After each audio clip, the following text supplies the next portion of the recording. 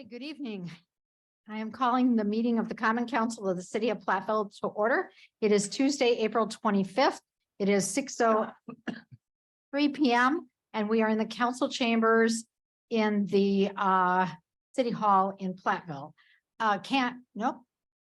Colette, we'll start with roll call.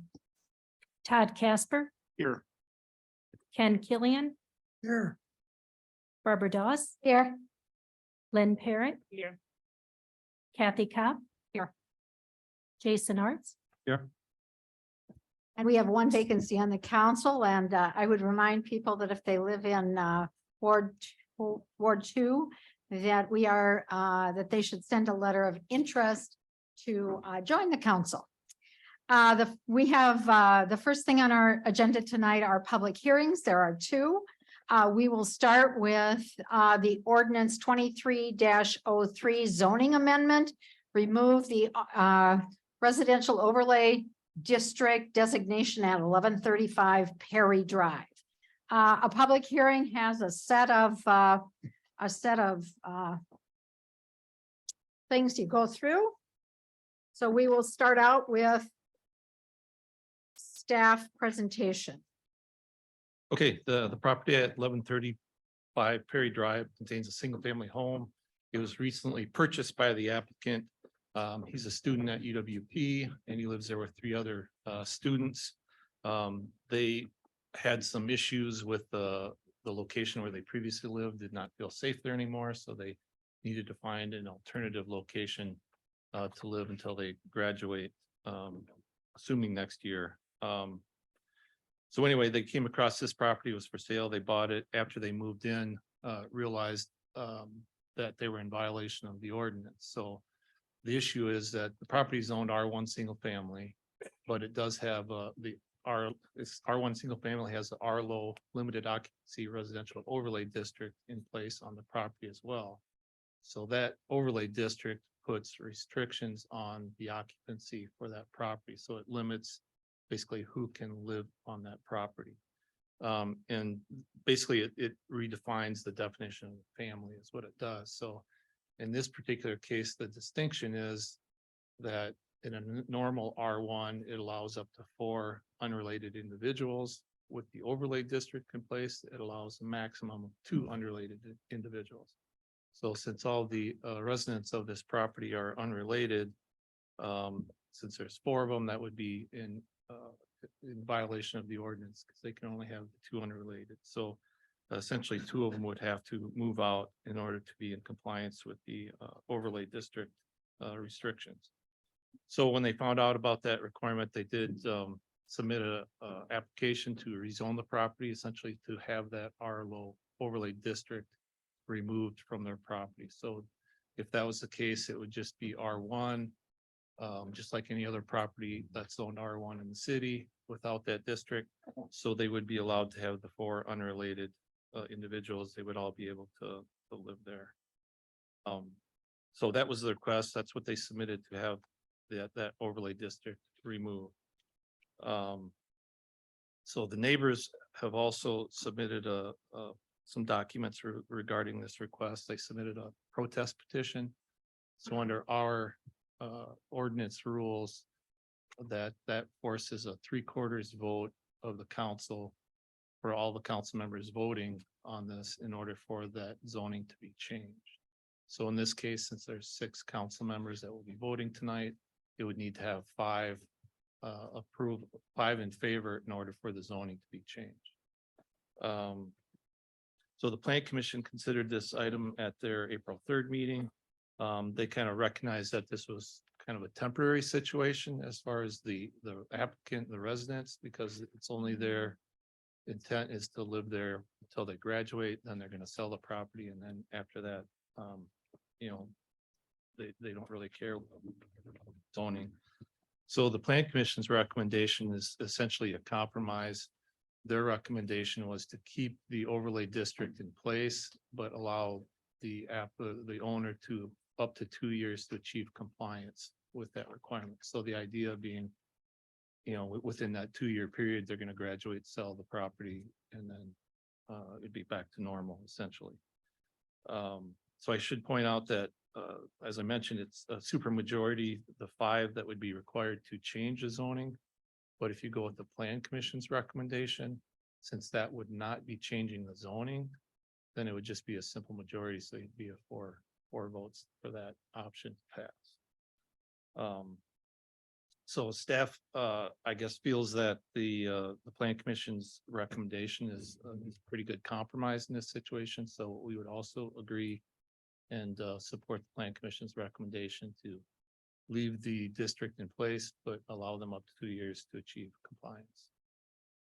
So any questions for me? Any questions for Joe? Council members? Joe, can you repeat what you said about I just want clarity on it. You said that if there would, can you repeat that? So the request from the applicant is to have the overlay district removed. So that's a change to the zoning. So since we have that petition, it would take 5 yes votes to change the zoning.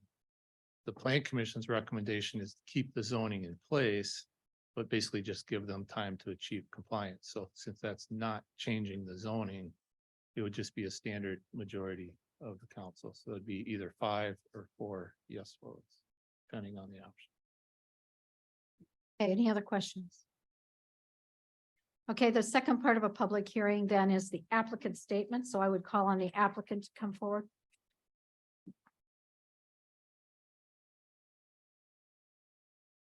Hi, I'm Devin Dolkey. I'm the purchaser of the house at 1135 Perry Drive.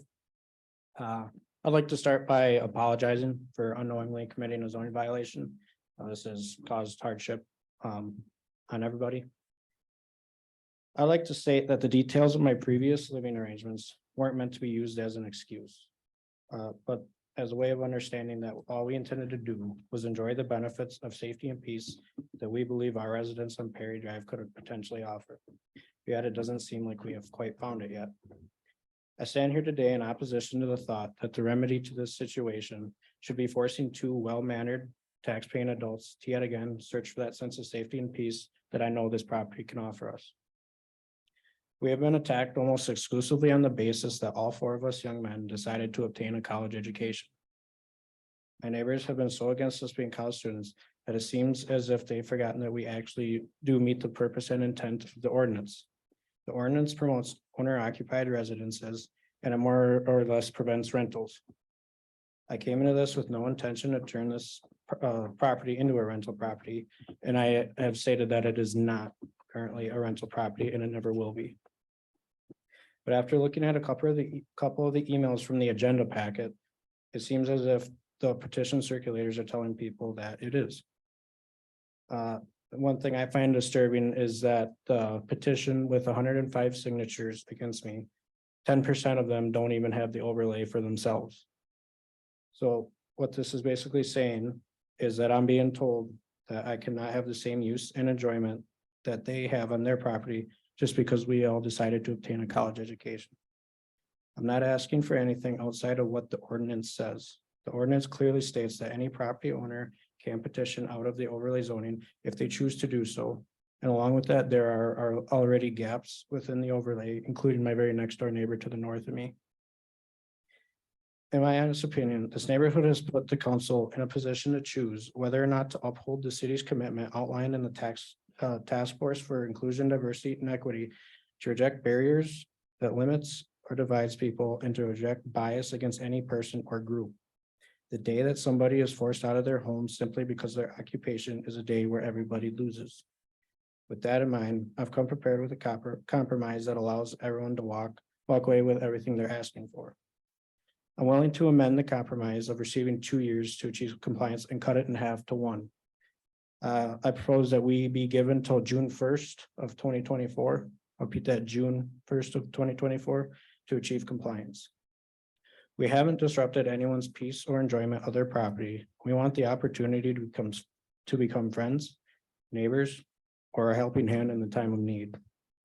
I truly believe that if my neighbors have no opposition to any of these any of us 4 gentlemen sitting in the front row, that they would consider this. Thank you. Thank you. Any questions of the applicant? So you're saying that you're willing to accept leaving the limited occupancy residency zoning and would ask us to consider allowing your use of the property as you currently use it until June 1, 2024, which is basically 13 months. Yeah, that's correct. Give or take. What would change after that? Are you moving? Yes, I would sell the residence and definitely make sure the next owner is aware of this. I do know my realtor has taken steps to ensure that her other properties listed within the ordinance and now have that on the listing ads to prevent another situation like this. So yes, we would exit the residence and Okay, thank you. thank you. The next portion of a public hearing is public statements in favor. And I have two people who have asked to speak in favor of, I guess, the change in the ordinance, since that's what's being requested. First is John Felpe. You come to the podium, state your name, and then you make your statement.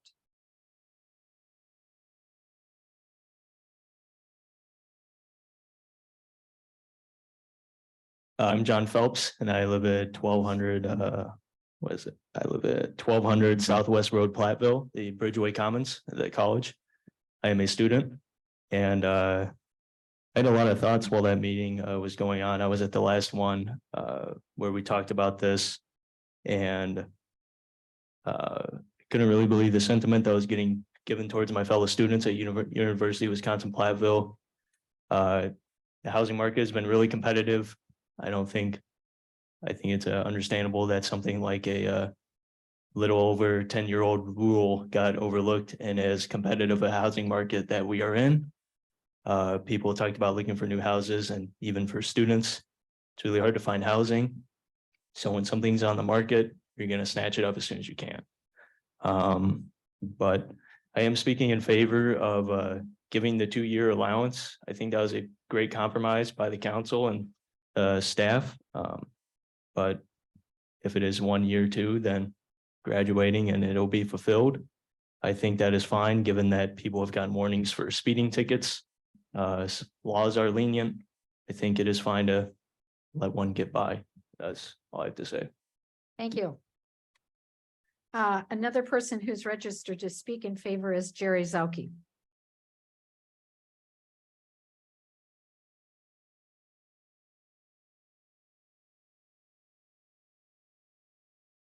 Good evening, everyone. Really loud. Good evening, everyone. My name is Jerry Zauke, and I am the real estate agent that helped Devin and find this new home. Purchasing a home isn't something we take lightly. We all take in consideration the safety, number one, of our home, as well as, is it a good purchase? Is it a safe purchase? One of the things that the Wisconsin Realtors Association asks each seller to fill out is a real estate condition report. This real estate condition report is 6 pages long. Now, there's amendments to these that we can pull out. What about the well and the septic and all kinds of fun things? But this is the real estate condition report filled out by the seller. Now, I could look it up. I would like to think if they're your neighbors and you're as awesome as, y'all want to be, that you would know the names of these folks that sold this house. There's 2 chances in this real estate condition report to point out that there's a zoning issue. Are you aware of any zoning violations with the property? Are you aware of any property that is located in a special zoning spot? Are you aware of any of the property that is within a special purpose district? And any imposing problems with that legal jargon. So I want to kind of explain it. You might have to signal when my 5 minutes is up because I can talk. All right. So one of the things that happened, I got a call, I think it was either sometime in December of last year. And it was a young man named Devin, and he said, I'd like to look at this property that you have. And I said, okay. And we took a look at it and it wasn't quite right. It didn't have enough bedrooms. It didn't have bathrooms. And I said, so what exactly are you looking for? And they said, well, where we're living right now is the upper section of a ranch home that has somebody living in the basement that just got out of prison. And this guy and his significant other is very nocturnal. And they're up all night. And they're fighting all night. And they had a stack of papers from the police department. And I'm pretty sure Chief McKinley knows probably this property and where it might be. And I have a daughter in college in La Crosse. And if I knew that there was fighting going on underneath my daughter in the middle of the night, all night, I would be freaking out. And one night I said, how do you guys sleep? And they goes, we can't study. We're having trouble. We're scared, to the point where one night, which one of you boys did it? Which one of you boys went? All right. It's like, I'm trying to sleep here. Well, this guy didn't shut up. He came up the stairs, went to the front door and started talking about how I am coming in there and I'm going to get you. I am shaking thinking about what these boys went through, and there was nothing they could do. And when they called me on in that December, and I had a mission, they had a mission. I have Dave Denise's houses listed, and I'm going to tell you, there's 12 of those properties, and there isn't one college student in those properties, and they're nasty. And I want those to be sold because I have people who live next door to these guys. Long story short, we went through several houses. We went through Dave Denise's houses and we looked, and I got a phone call from Devin's dad one day and said, Jerry, we're going to put an offer on this house. It just listed this morning. And then I said, are you sure? So I sent him all the information. I sent him this condition report that doesn't say anything about having nobody, there's nothing about special zoning in it. Sent him the taxes, nothing about special zoning in it. And he says, write an offer, cash right now. I said, okay, do you want a home inspection? No, we want to get my boys safe.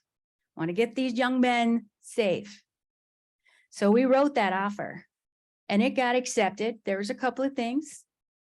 And the listing agent said, Jerry, they don't want to see the house. And I said, they don't. Well, why? And I said, well, it's 4 young men that need a safe place to stay. And they're determined they need it for a year and a couple of months. They don't need it forever. Who spends $250,000 on a house they only need for a year and a couple months? Somebody who needs to move and needs to be safe. I have some land that's listed across the street on Perry Drive. And this land is listed by, y'all know his name, Joel Kling. Now I called him up and I said, Joel, I have your property here and it's listed and there's nothing on here telling me, or you didn't tell me, that there's a special zoning on this. Oh, there's no special zoning. No. Let's cut to the chase. My problem here is this is not going to be the last time we have issues with this overlay. Somebody needs to make it a little bit clearer. Nobody went across the street to the seller and say, hey, you got this new sign up here. Did you know there's a zoning issue? Did you know that you can't sell this to more than 2 unrelated people? Nobody said anything. Now, it's my fault. I'll take it. I'm not going to blame the seller. I'm not going to blame the listing agent. I am going to blame myself. And I feel bad. These young men, I thought I was putting them in a place where they were going to be safe and the neighbors were going to be nice and they weren't going to have anybody knocking on their door and telling them that we don't want college students here and, leave me alone. It's not good. It's not good. Jerry, My 5 minutes is up. I knew I was going to do that. Anyway, I think I got everything I the wanted. request is to remove the overlay district. You haven't even addressed that. All right. So I agree with what the planning commission said. Give these young men a chance to sleep and give them that, not even 2 years. We can have the end of June and they can sleep, and I'll bring them over a pie, and I'll invite them to I'll invite them to my yard party. They are amazing young men, amazing. All right, so you're concurring with Devon's desire to leave the overlay district in place and to set June 1 of 2024 as a compliance date. I am, Okay, and I implore you. you to make sure that it doesn't happen again. thank you. Thank you. Okay, also registering in favor but not wishing to speak are Ryan Weck, Cade Clufstead, and Parker Kleisner, something like that. Okay. All right, those are the people who have either registered to speak or registered in favor. Now we'll go to the we'll go to the next part, which are public statements against. And I have several people who have, I'll read these names afterward. But first of all, we have speaking against, and I will start with Eileen Nichols.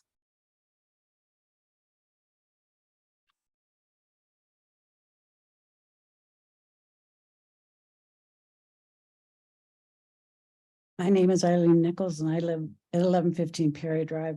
Excuse me, my husband Tom is also here this evening. First of all, I would say that these young men are not the question. The question is the zoning on the property. So before we bought our home on Perry Drive, we owned a home on West Cedar Street. When we moved into that home, our children were young, and the neighboring homes were almost all senior citizens or families with children. Today, that 2-block area of Cedar Street from Elm Street on the east to Hickory Street on the west has changed. Of the approximately 35 homes in that 2-block area, the majority of the houses today are owned by investors and are rented. This change happened over a number of years, one home at a time. As a retired realtor, I am disappointed that Mr. Dulkey was not informed of the Arlo district. But that mistake should not result in the city rezoning the property. And rezoning now would set a precedent that could lead to more requests for more rezoning in the area. One home at a time. And that has now neighborhoods change. So we urge you to vote no on this request to rezone the property. Thank you. Hey, Terry Vossen has asked to speak.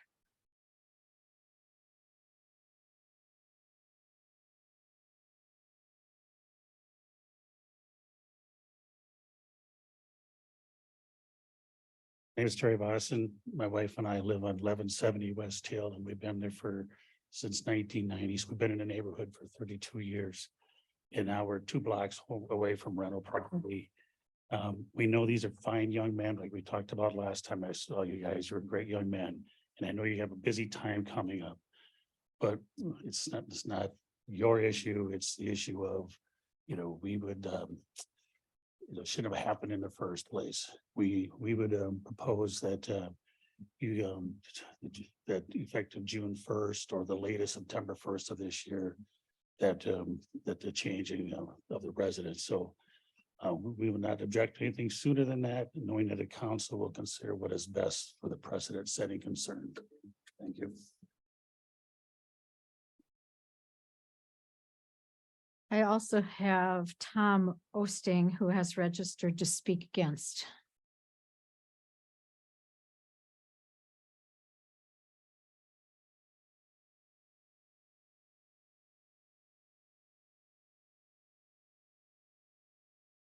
Thank you. My name is Tom Osting. I live at 150 Moonlight Drive. I've been there for 30 years, and it's in the overlay district, which you can see. There's a map right behind me. If anybody can't ever find a zoning map, it's right here in the city hall. It's right there. Gene Weber asked me to illustrate the virtue of having a single-family neighborhood in the city of Platteville. I was standing in my front yard last week on Moonlight Drive, thinking about what he asked. And I noticed right to the north of me, a young couple in their early 30s, married, who had moved in about 4 years ago. Just the two of them. In the last 4 years, things have changed a little bit. There's now 4 of them. 2 little ones have come into existence, and I can see them running around the yard. Grandma comes in once a week and babysits for them. Walks them up and down the quiet neighborhood, safe neighborhood. No large cars, zooming back and forth. And they're having a great time. Then I look to the south of me, the next house south of me, another young couple in their early 30s. Moved in there about 5 years ago, 6 years ago. Just the two of them, professionals. And like the previous ones on the north side, now there's 2 more down there, 2 little boys, about 4 and 1. And the parents are out there playing with them all the time.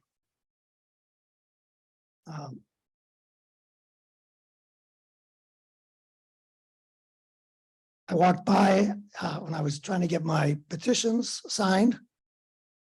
And I stopped at both those houses, and they told me the reason they moved into Moonlight Drive was simply because of the neighborhood, single family neighborhoods. That's what they were looking for. And they bought those 2 houses. And they wanted to know what they had to do to sign up to get in the overlay district. As soon as they heard the issue at hand, and the realtor here is probably right, she even said it, it's going to happen again, especially if you give exceptions. Then it's really going to happen again.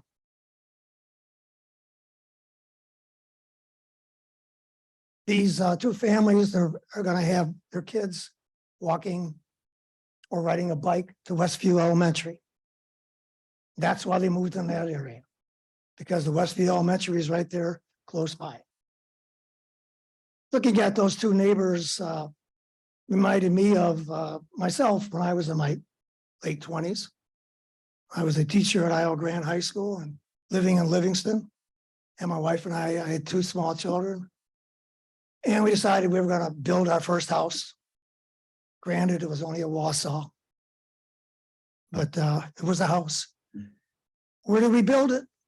Right across the street from old Livingston High School. If any of you know where Livingston High School is, you're old. Like me. Well, at this time, though, Livingston, when I moved to it, across the street from it, so both my 2 kids could walk right across the street for 8 years, go through first grade, 8th grade. It was the elementary school now in Livingston. Our neighborhood was also single family neighborhood at that time, still is. Last week, I had a chance to visit with the superintendent of the Platteville School District. In the back of my mind, as I was talking to him, Jim Babel, I thought of the article in the Platteville Journal a couple of weeks earlier about 7 or 8 resignations of staff people resigning, leaving the district. And I asked the superintendent what were going to be the big issues facing him and the school board in the next year with those 7 or 8 resignations. And he looked at me and he said, the R&R. And I looked at him, I said, what's R&R? I thought he was talking about military, with R&I in the military. No, he said, no, recruiting and retaining staff. That's going to be his biggest problem. Trying to find them. Because these people want to live in single family neighborhoods. They come in, the professionals, they want to have, they don't want to live on Union Street. They don't want to live across from the sorority or fraternity house. Hey, I got my master's degree at UW Platteville. I have nothing against the Platteville. This isn't an issue about students. Unfortunately, the realtor seemed to say that. These students, we've got something against these students. No. It's all about the overlay. And if you start changing it now, as the realtor said indirectly, you're going to have the same issue again. It's going to keep coming forward. As soon as someone finds out, well, we had this sympathy vote for the four students who, by the way, no one's telling them to leave. Two of them can stay forever in the house. The other two have plenty of vacancies available. Just walk down anywhere on the street around the campus. There's rent signs all over the place. They're not going to be living in a garbage dump. They're not going to have to live anywhere else. Two of them. They're going to have to just find other arrangements. Thank you. Thank you. Okay, Kathy Connett has asked to speak.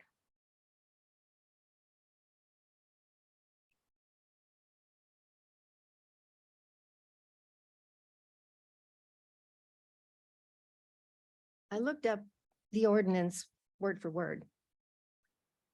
Its purpose is to protect, preserve, enhance low-density housing in the city. That's the entire reason we have it.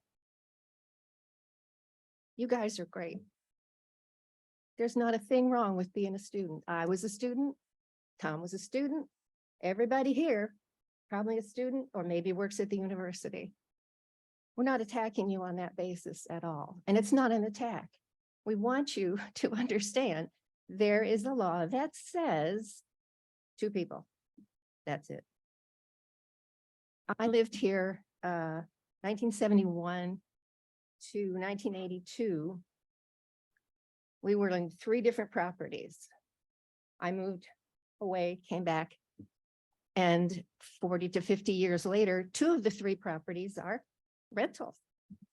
When we tried to find a house here, finding a single family house was very, very difficult. Question of knowing or not knowing. I saw that same list that you showed us. The list is your responsibility as the owner of the property, but there is responsibility for the realtor as well. It's part of the real estate code of Wisconsin. You have to know what you're buying. You have to know what's selling. And when that goes wrong, it's not the people who live here and put a restriction on how many people can live in one house. That's the law. A former police officer. I don't think we have any exceptions to theft, murder, robbery, all those things. We can't be making it all the time. This was a mistake, a terrible mistake. I feel very sympathetic, but you have to enforce the law, and I hope that you do.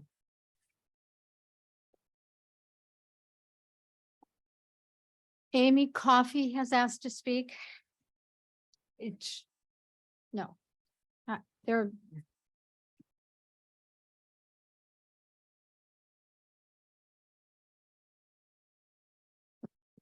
Hi there. My name is Amy Coffey. My husband Steve and I purchased the property at 1230 Union Street, which was not signed onto the initial overlay district. We purchased our property because it was a single family home. And we have 3 children who we wanted to be raising in a very safe environment.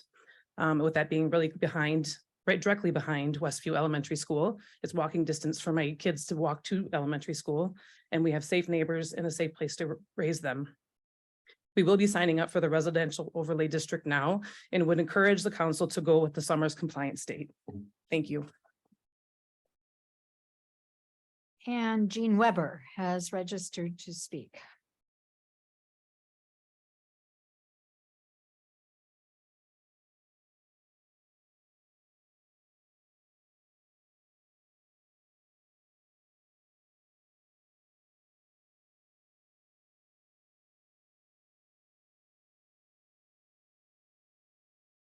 Good evening.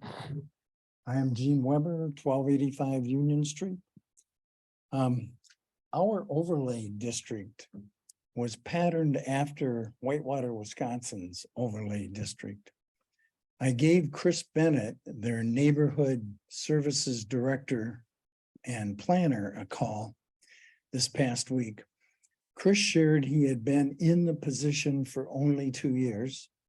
He said there had been no challenges or rezoning requests during that time. And he felt he could attest that that was true for at least the last 5 years, as he would have come across any of them had there been any challenges or rezoning requests. He also shared that on occasion, he gets a call about having more than 2 unrelated people in a home in that district. But after he explains the purpose of the overlay district, the callers have never pursued a rezoning request. I simply share that as reference. In conclusion, as folks have said, this is a very unfortunate situation. As Eileen noted, we do not want to change our neighborhood one home at a time. We now have submitted over 100 protest signatures to the city and request you pass the motion to decline the zoning request of 1135 Perry Drive to R1. This is a copy of the over 100 signatures that you've already gotten. And we would also ask you to please consider a compromise compliance date of 1 June 2023, or a later date not to be later than 1 September 2023. This will demonstrate we all care and want to be considered, as together we all want to abide by the rule of law. Our overlay, and the rule of law is our overlay district ordinance, something that our neighborhood has worked toward for 50 years and that has been in effect since 2012.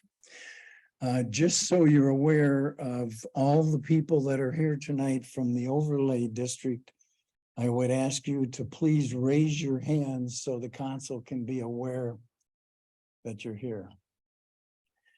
The last thing I would say is certainly we want to keep this young owner in our neighborhood. We simply want him to comply with the overlay district.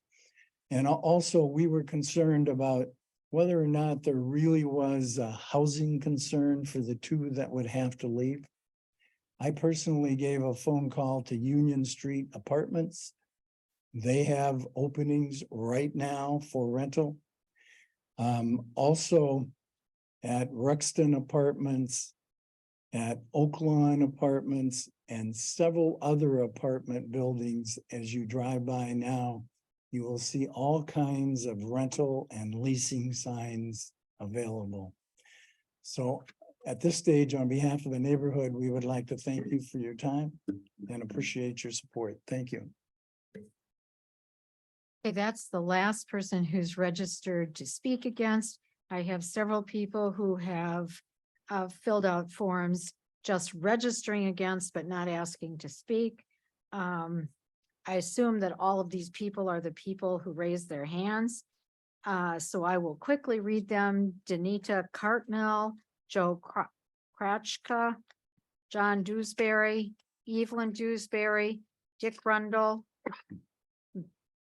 Karen Rundle, Tom Nichols, Hap Dawes, Mary Jo Hennessy, Steve Young, Jan Weber, Larry Karowski, Deb Moy, Sylvia Karowski, Dick Newmeister, a name I cannot read, Bonnie Vossen, Josephine Kisher, Melody Coppin, Brian Wagner, Tanya Wagner, Samantha Vossen, John Connett, Deb Oosting.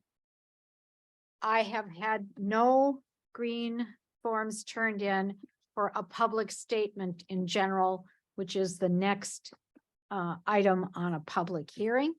So since there were no other turned in, then we are now at the point of council discussion.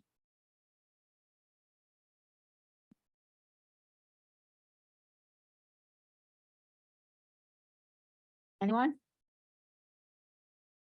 I'll take some here. Some years ago, I was sitting with, was a couple of police officers up in northern Wisconsin. And we were discussing about what our communities actually did. The one guy from Janesville, told us, we produce automobiles, we ship them across the world. I said, that's all right.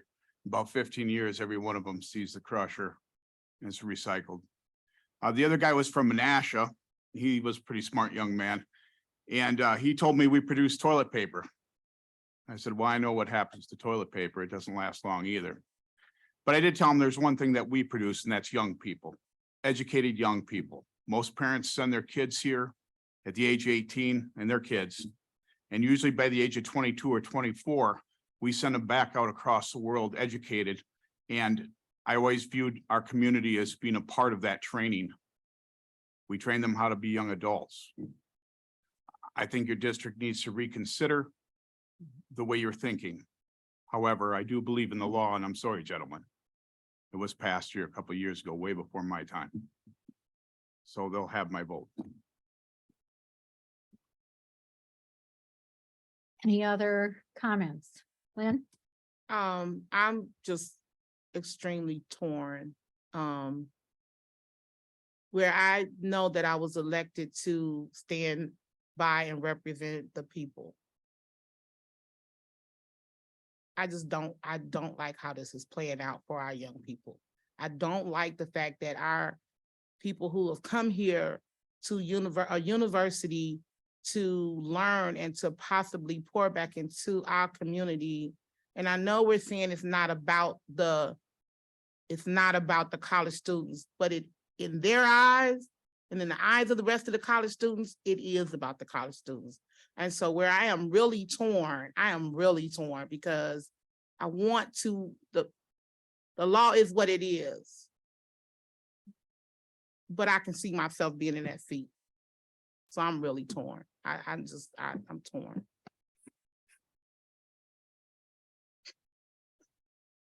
Ken? I have a question on this alternative motion.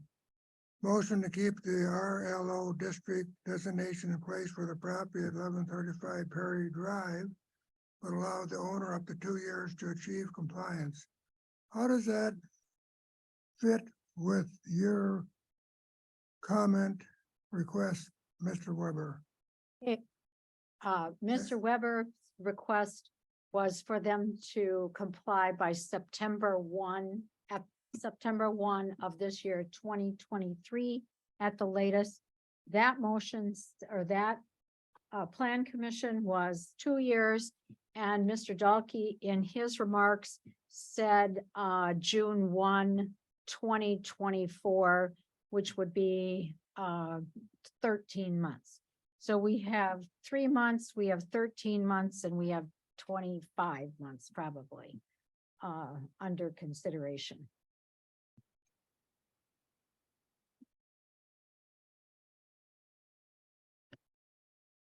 Any other questions? Kathy? I guess I'd like to just make a comment.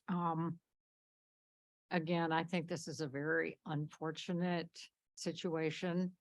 I feel for both sides. Little background, I was a landlord for 35 years and most of my tenants were students. And I had, for the most part, really, really good experiences with them. So part of me feels really bad that you've had a bad experience here. But then on the side of the city, I feel that an ordinance is in place for a reason. And when it was adopted in 2012, I believe, I know I said this at the prior meeting, but knowing what I know since I've been on the council, due diligence is always given between staff and the council for any major changes such as the overlay ordinance would have been. So I only can trust prior city council and the negotiations that went on at that time, that's what the people wanted. So while I feel it's very unfortunate, I'm also very concerned about setting a precedent and allowing an extended time to come into compliance. I can't imagine any other ordinance that would be in violation that we have that we would allow 2 years to become compliant. So I support keeping the overlay in place. I guess I'm coming from, I really have no interest in removing the overlay district ordinance. Where I'm hung up, similar to Lynn, is the kind of the allowing the compliance, like how long should we do that? And is that going to set a precedent? Is that going to open, other doors for people to try to take advantage of that? That's kind of where I'm struggling right now. And I appreciate that the owner of the property did come back and said, okay, 1 year is doable for us. So, we can kind of maybe scratch the 2-year request. But yeah, I'm just kind of struggling with that piece of it. Well, of all the council members here, I live in the overlay district. And I can concur, Kathy, it wasn't staff, it wasn't only staff and council. Many of the people who are in this room were in the meetings to create the overlay district. So I also am not in favor of removing the overlay, changing the zoning. So I think changing the zoning is, it's been in place for this long. I don't think there's a reason to change the zoning. I also struggle with the amount of time. I understand that the request by the neighborhood for a shorter time.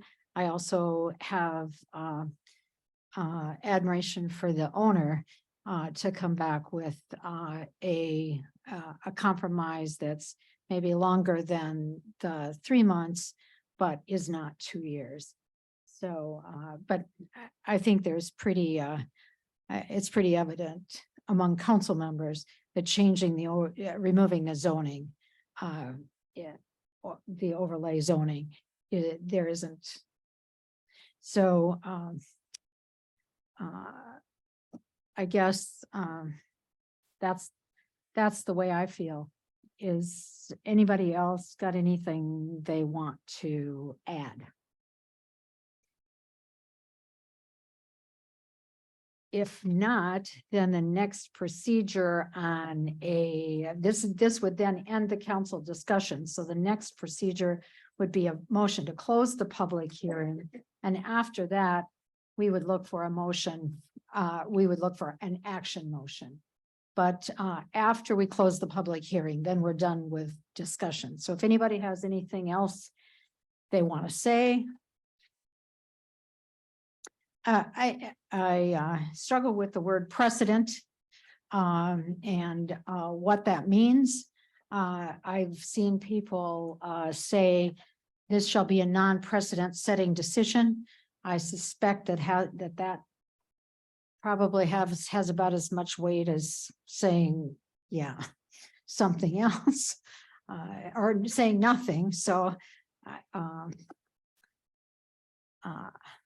yeah. So any other council discussion? Then I would take a motion to close the public hearing. So moved. Second. Okay, we have a motion by Jason and a second by Ken to close the public hearing. Colette will vote. Casper, Yes. Killian, Yeah. Doss, Yes. Parrot, Cop, Yes. Arts, Yes. motion carries. Okay, the next portion then of a public hearing is if there would be council action. So this is the point where if there is to be council action, someone would have to make a motion. I would make a motion to keep the R overlay district designation in place for the property at 1135 Perry Drive, but allow the owner up September 1st, 2023 to achieve compliance.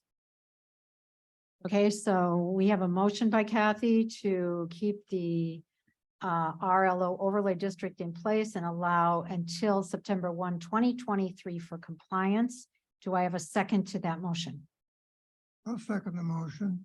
Okay, we have a motion and a second to allow to not remove the overlay district and allow until September 1, 2023 for compliance. Joe, this will take 4 members to vote yes. Because it would take 5 members to remove the overlay district, but this then is a simple majority because there is no zoning change. Is that correct? Correct. Okay, so without a zoning change would require 5 people. This has not there is no zoning change within this. So denying removal of the district, but allowing and requesting compliance by September 1, 2023. Does everybody understand? Okay, Colette will vote. Casper, Yes. Killian, Yes. Doss, Yes. Parrot, Yes. Top, Yes. Arts. No. Motion carries. Okay, thank you all for coming, and I suspect we're going to hear the council chambers cleared unless you all want to stay for the next scintillating public hearing, which will be on a conditional use permit for an animal shelter and a kennel at 500 East Business Highway 151.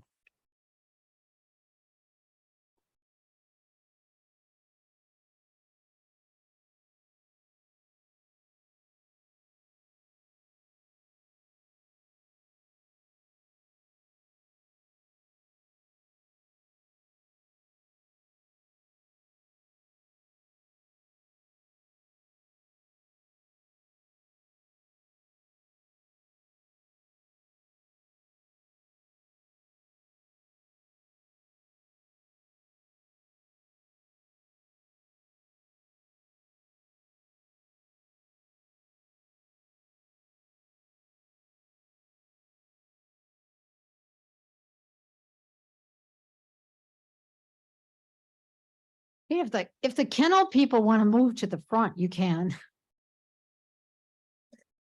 There's plenty of chairs up front now.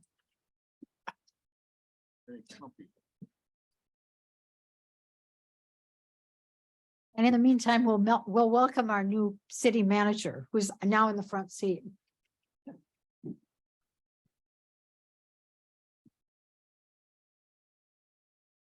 Okay, again, this is a public hearing, and so this is a public hearing on resolution 23-06, a conditional use permit for an animal shelter kennel at 500 East Business Highway 151.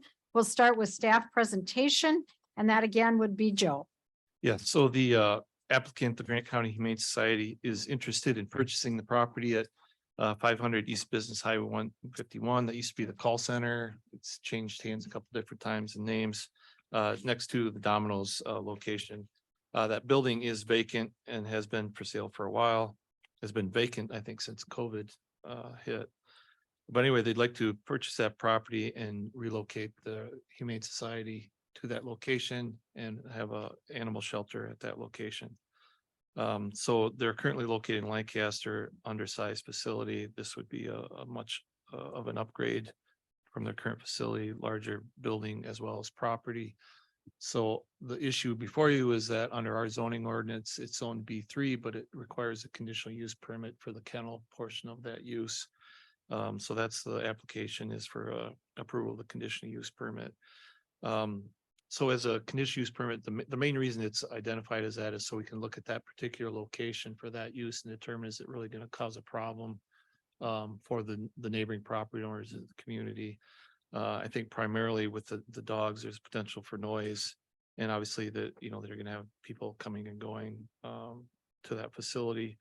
Since it's a business location, we're not concerned about traffic.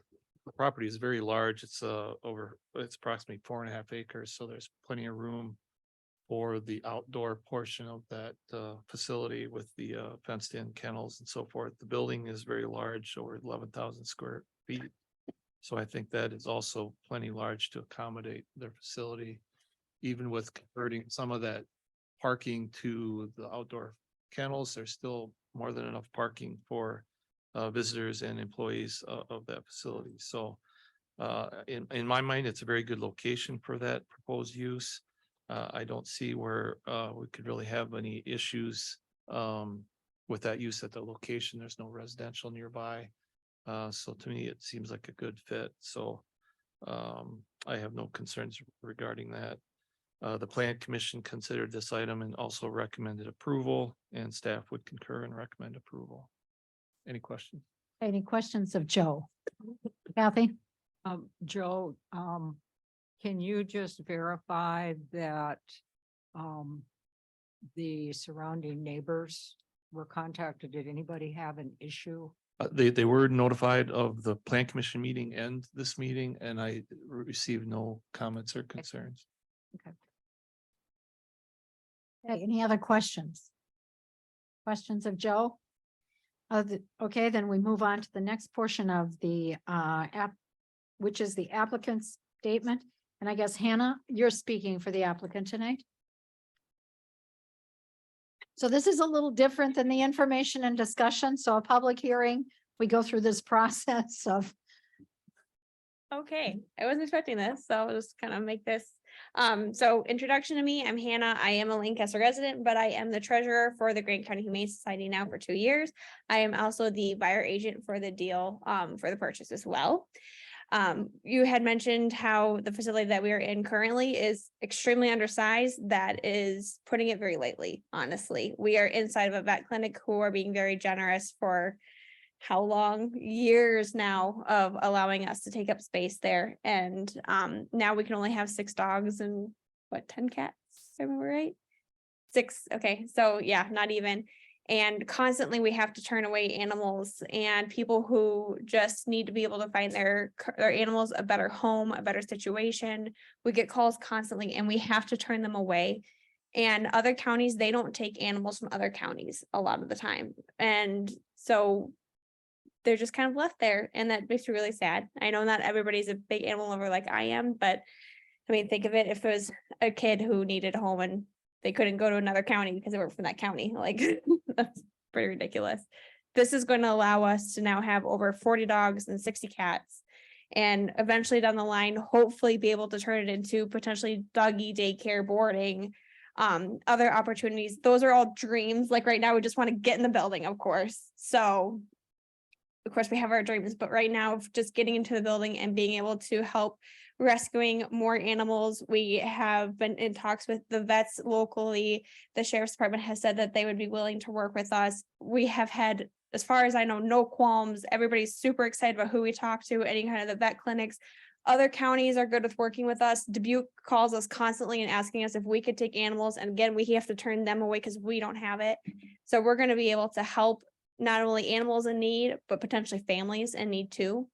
And also doggy daycare boarding. We all know that's hard to find around here. I mean, I'm taking a trip and at the end of May, can't find anybody to watch my dog. So it's very important. And yeah. And Any questions from council members of the applicant? Thank you. thank you.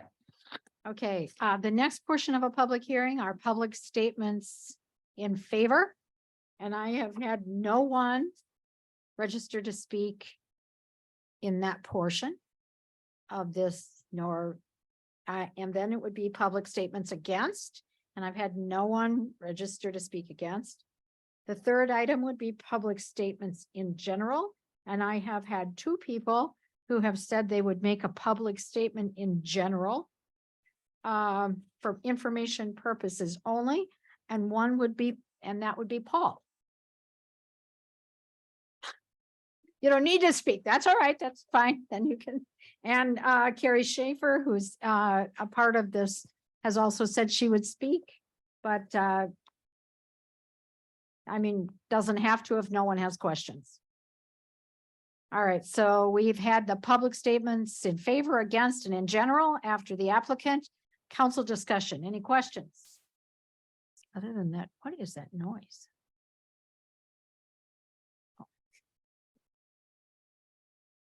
Council discussion. I'm in favor of the shelter. Maybe I asked this question before, but when the number exceeds 40 dogs or a certain number of cats, 62, then what is the procedure? Carrie, are you coming to the podium to answer that? Do you turn those people away? I am Carrie Schaefer. That's a great question. I would say, I hope we don't get there for a long, long time. My thought, just off with that question, would be that if we get a consistent number that exceeds our kennel space, we're going to have to come back and talk with you guys. At this time, if we have 62 cat kennels and 40 dog kennels, and we have a 63rd cat, we'll have to figure out something else. Because if we don't have the space, we don't have the space.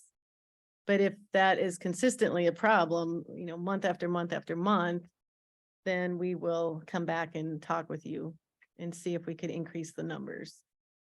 Because there's a lot of space in that building. It wouldn't surprise me if initially we can't fill it right away. I've never worked at a humane shelter, so I'm building this. We are building this. So while that's a great question, I don't think I can honestly answer it right now. Oh, Barb, can I comment on that? So I don't remember the exact number, but in our ordinance, chapter 6, it has the maximum capacity based on the lot size. And I do know they're allowed more than what they're asking. 40 and 60. I just don't remember what that actual number was. Okay. So they do have some flexibility already built into the ordinance to go bigger than that or more animals than that. And Carrie, we're assuming that you've consulted with others like the Crawford County Humane Society, which is a smaller humane society Yep, instead of yeah. the big ones. Yeah, no, yeah, we've been, well, we work with a small shelter in Crawford County. I can't remember the name. And also I have been to Rock County and Greene County and Dubuque, and there's a Whispering Hope in Verona that is or Angel's Wishes in Verona that does a huge foster program. We do a lot of what we call courtesy posts, where right now, because we don't have the space, we will post a picture of an animal that needs to go to a new place. And then if anybody's interested in that on Facebook and social media, they contact the owner that's trying to rehome the animal. So we do have some, it's good because the animals and the people get the need met, but there's a lot of things that fall through the hoops on that deal. Okay. So there are, yes, there's places, Safe Haven in Illinois. I mean, we have a lot of options, and a lot of clinic or humane societies have a network where, you know, this time of year it's kitten time and everybody is full. Everybody has cats to the brim. So we do a lot of communications to help with that problem. So thank you for not bringing kittens tonight.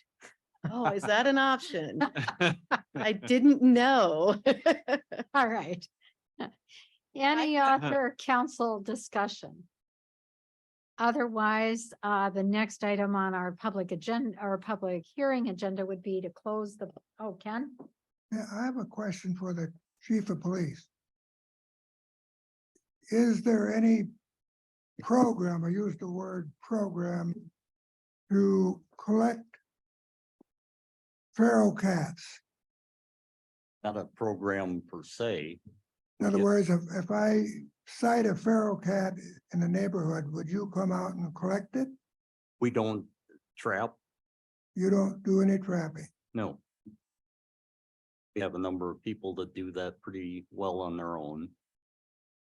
So if the feral cat shows up at my house, which they do, what am I supposed to do? if you were able to catch it without getting scratched or bitten, we will send out a CSO or one of our officers to pick it up and take it to the vet clinic where we currently contract for and hopefully adoption. And what is the cost to the individual, to me? I'll use my example myself. What's the cost? Tax dollars are at work. Your tax dollars are at work. Yes, you're paying already. Nothing. So Okay. You should be trapping your cats And, because Doug isn't gonna do it. and not feeding them. Don't have cats. I'm just trying to find the options. I might stick up for the cats. You know, there is such a thing as, you know, rodent infestation. And one of the things they do prevent is that, you know, we have this growing fad of people having chickens and other things in their backyards. And one of the things that does is attract rodents. And the cats do take some of that threat away from society. Bubonic plague perhaps would be one that comes to mind. And a lot of songbirds. Oh, yeah, which wake you up in the morning. anyway. All right. I think We can debate that later. we've dwelled on cats long enough. So are we ready to have a council motion to close the public hearing, or are there additional questions? Move to close public hearing. Okay, we have a motion by Jason and a second by Lynn to close the public hearing. Colette will vote. Casper, Yes. Killian, Yes, Doss, Yes. Parrot, Hop, Yes. Harts, Yes. motion carries. Okay, do we have a motion on the request for a conditional use permit for the Grant County Humane Society for the animal shelter and kennel at 500 East Business 151? I got a motion. Okay, Motion to approve the conditional use permit for the Grant County Humane Society Animal Shelter and Kennel on the property at 500 East Business Highway 151. second, Colette will vote. We have a motion by Todd and a second by Ken. Okay, Casper, Yes. Killian, yes, Doss, Yes. Parrot. Yes. Hop, Yes. Harts, Yes. motion carries.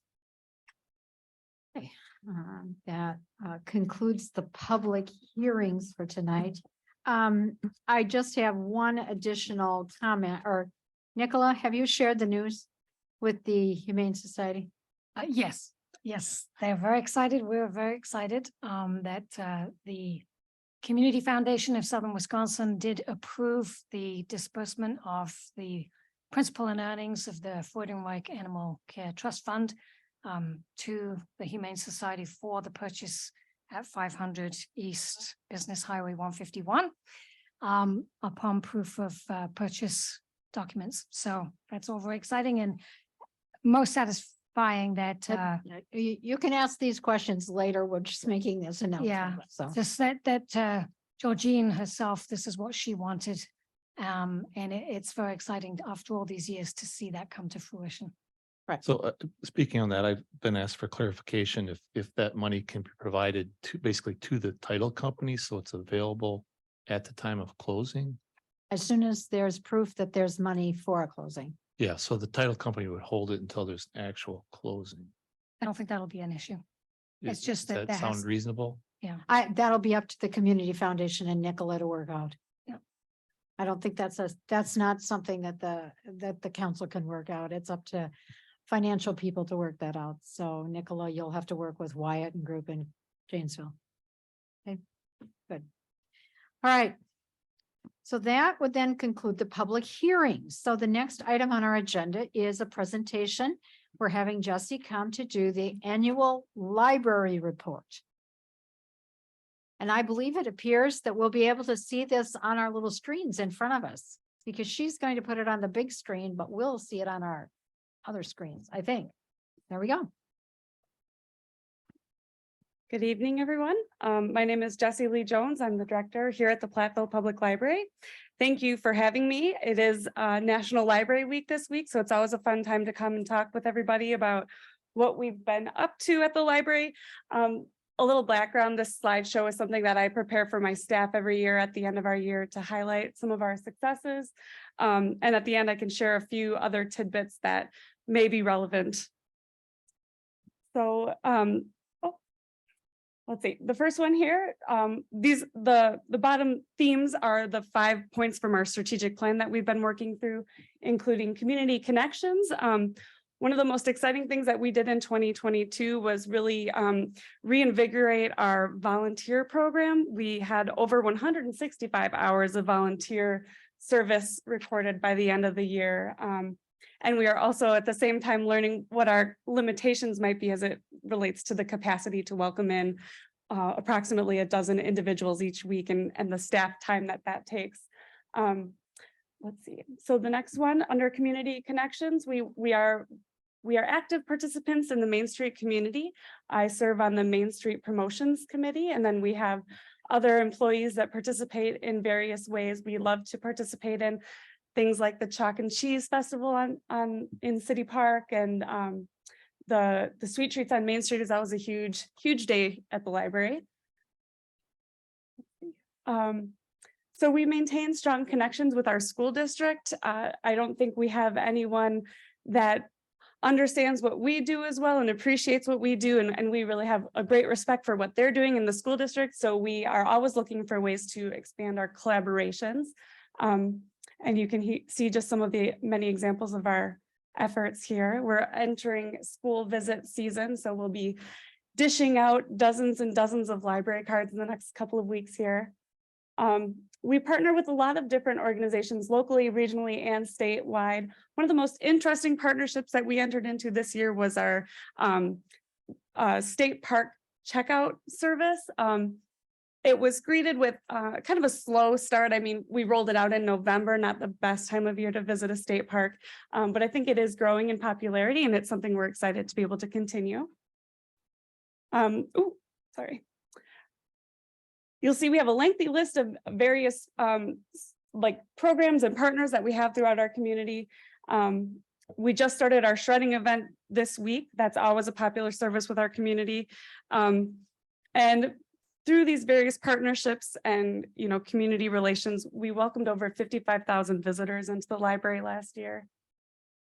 Here you can see some of our awareness building just through our unique and creative displays and some of our different programs and opportunities to just kind of make reading and literacy in libraries more fun and interesting. Here you'll see we provide opportunities for patrons to engage both from home, online, and out and about in the community. So again, community members, inviting them in. You may recall that last year was our 5-year building anniversary. So we had a nice little birthday party for that. We always like to host a monthly mingle in partnership with the Main Street program. And then this week, yesterday celebrated Patron Appreciation Day. A library would be nothing without its patrons. We support our diverse community. We participate in a variety of meaningful community events, such as Pride Month in the park. We made a donation to the inclusive playground. So soon you will see that we'll have a story walk lining the outside of the inclusive playground that we'll switch out and use as a way to also share news and events about what's going on at the library.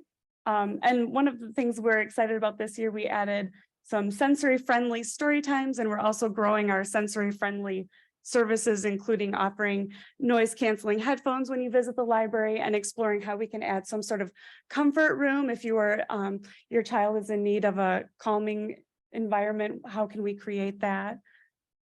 You see, we continue to adjust to our new space. Little things, you don't know how many hotel patrons mistakenly hop on the library's elevator in the parking garage and end up in the children's department with their suitcase. So we made some signs this year, so that was good. We received a donation from the Platteville Community Fund to add a bike and scooter rack. You would be surprised how many kids you would see swinging a scooter around in the library. Not anymore. And we did add a donor recognition wall. Our foundation is actively working on recruiting and retaining donors and relationships with those that have an affinity for the library. We worked through many staffing changes. As someone mentioned earlier, the R&R, the recruiting and retaining of employees continues to be something that we're working through. So this year we did hire a full-time outreach coordinator and welcome some assistants and new custodians. We encourage personal and professional growth for our patrons and our staff. And you can see this is just a variety of different virtual or in-person learning opportunities that our employees enjoyed this year. It's always important to highlight, we do have a lot of donor support within our community. Our foundation works very hard to solicit donations and grants whenever possible. So you can see some of the meaningful contributions that they made around the library this year. We did receive a lovely legacy gift from Isla Butterworth, and that will go towards our endowment, which will ensure the long-term upkeep and maintenance for our building. And finally, just the fun stuff. We like to project a positive attitude and demonstrate enthusiasm for our work. So with this conclusion, I just want to highlight a couple of other things. We kicked off National Library Week on Saturday night with about 115 attendees at Loud at the Library. Last week, a week ago today, I had the pleasure of presenting at the Grant County Board, and they did support an increase to their county funding formula. So that's a huge win for us. Going forward, we'll expect a 1% increase to the cost per circulation each year for the next 5 years. And thank you, Kathy, for your support on that. And finally, today is National Library Workers Day. So I would like to point out that we do employ give or take 20 employees at any given time at the library, 5 of which are full-time, 5 which would probably fall into that part-time, temporary, seasonal, less than 20 hours a week, and then the rest are part-time employees. So that's all I have. I welcome any questions that you may have. Questions of Jesse? I want to make a comment. Jesse, I just want to tell you that at the presentation at the county board meeting, you did a fantastic job representing the libraries within the county. And I think it's significant because the presentation she gave to the county board was full of facts and figures and very impressive. So it made Platteville look really good. So good Thank job you. with that. Thank you. I will point out that county funding formula is incredibly confusing. And there's no way that we can, as a library, like hack the formula and somehow magically start increasing the amount of money the county gives us each year. It's really based on usage. So we're excited. You know, we do have a robust user group that lives outside of the city limits. And so we're excited that the county recognizes that and is willing to support that. And is it only Platteville? Did you speak just on behalf of Platteville or on behalf of libraries in Grant County? On behalf of all of the libraries in Grant And County. so did other people benefit too? Correct. Yeah. So all Excellent. of the libraries in Grant County now will benefit from that funding increase. Excellent. Yeah. Good. Any other questions? I have a mundane question, but I'm looking at your custodians. Now, it says you have substitute custodians.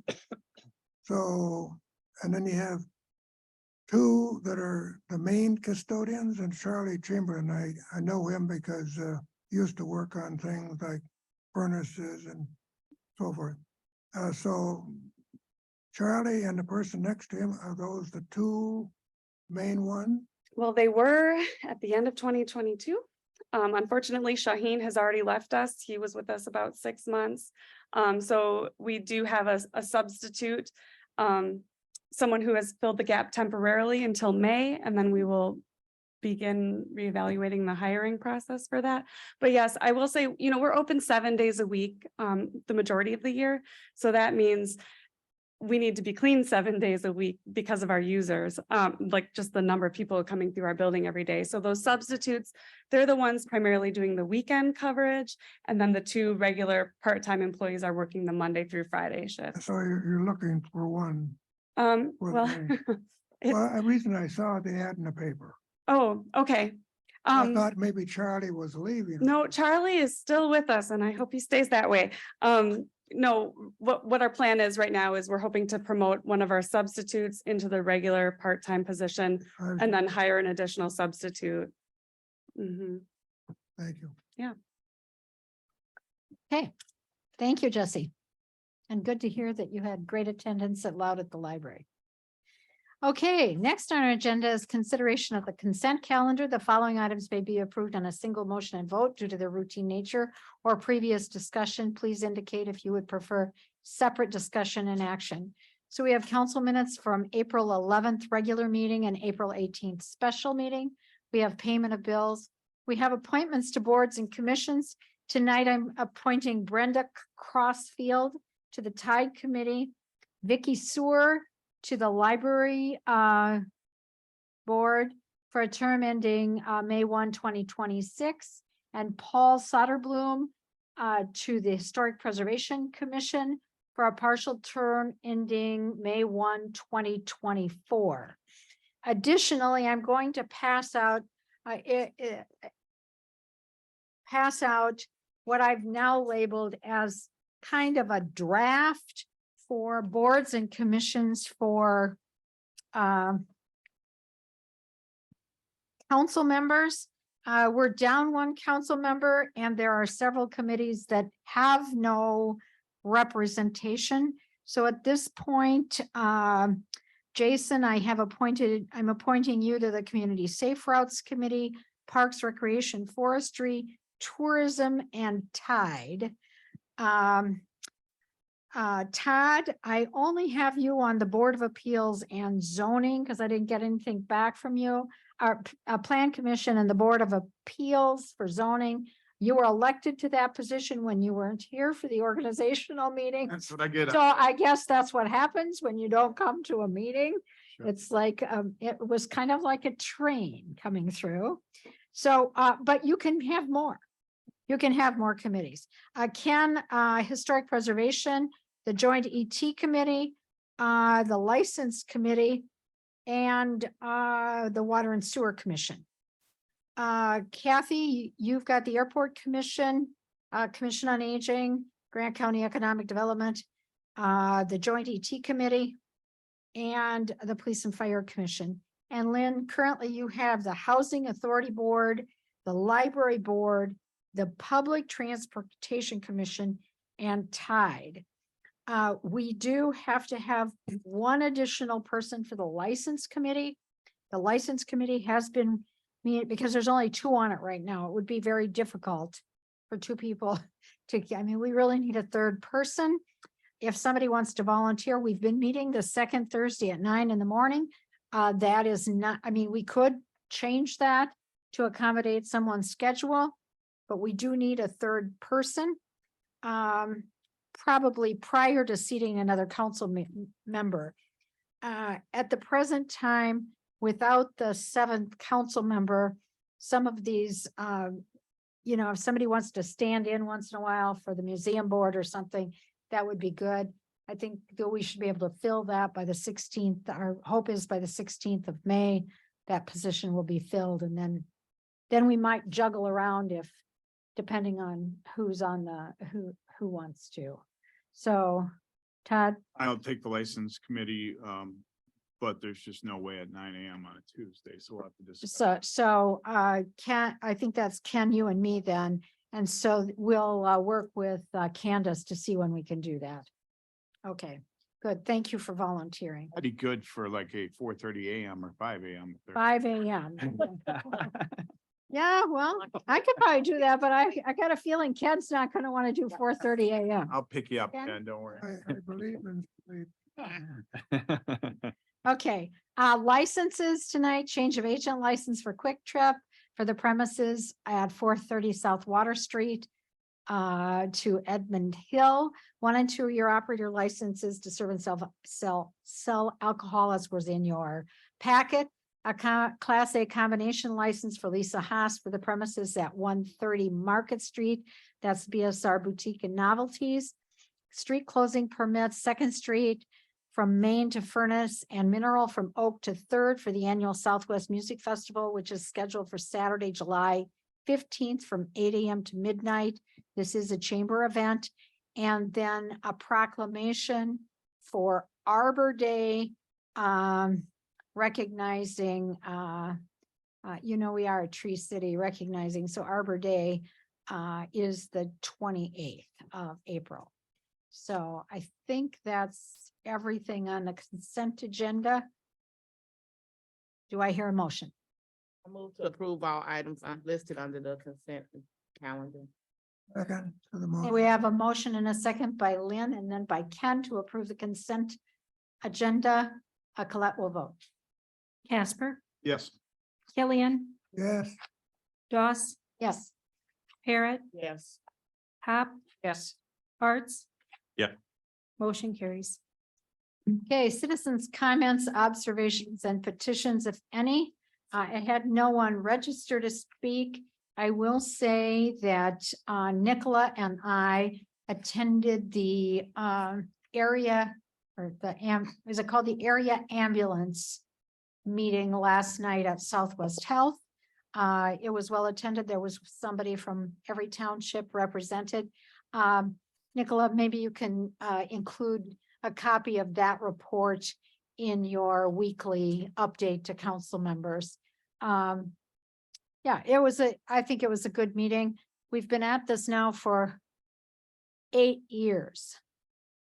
So next year, we have a 10-year contract, I guess, or 10-year agreement with Southwest Health. Yep.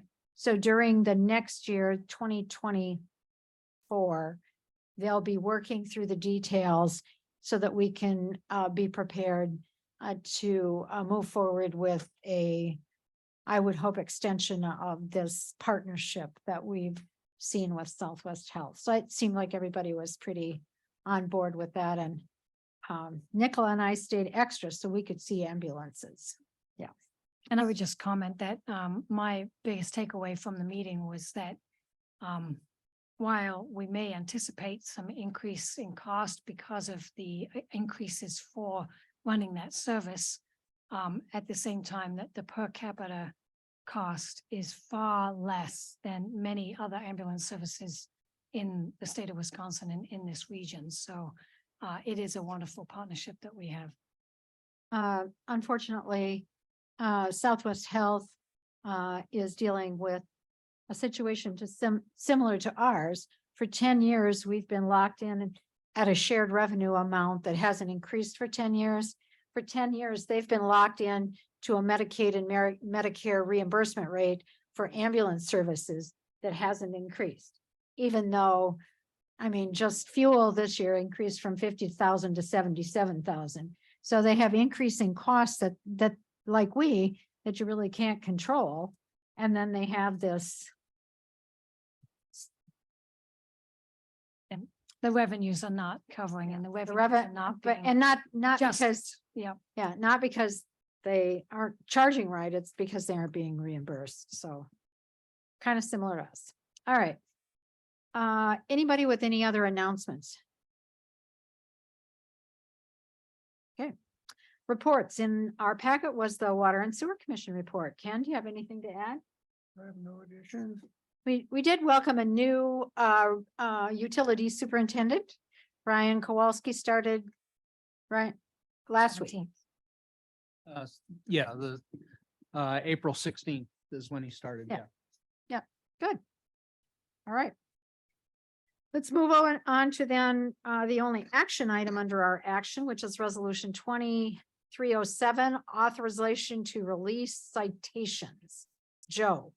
Yes, thank you. So this came about because of the situation with several properties in the city of Platteville owned by David Nisi.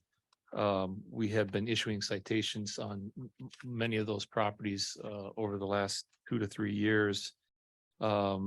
Initially trying to achieve compliance with our property maintenance codes, and that was not working. So we kept writing citations, trying to encourage basically the sale of those properties. That never happened directly from the property owner, but just recently there was a court appointed guardian that got involved, or reliable guardianship services to try to deal with the properties. And so basically what they're doing is they're going and cleaning out the properties, evicting squatters as much as they can, trying to clean up the properties and then sell those with the idea that the sale price of those properties would pay off all the debt that is on those properties.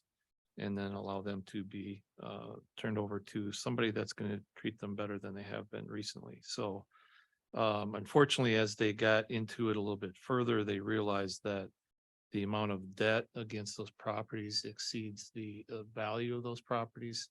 So they're trying to encourage the sales to go forward. And one way they're trying to do that is reduce the amount of debt that's on the property. So they reached out to the city regarding the cost of the citations that are in place on those properties. So basically, all those citations went to the court. He was found guilty, didn't make a judgment, or it was can't remember the legal term. He didn't show up basically, so he didn't make a claim. So it was just automatically found guilty.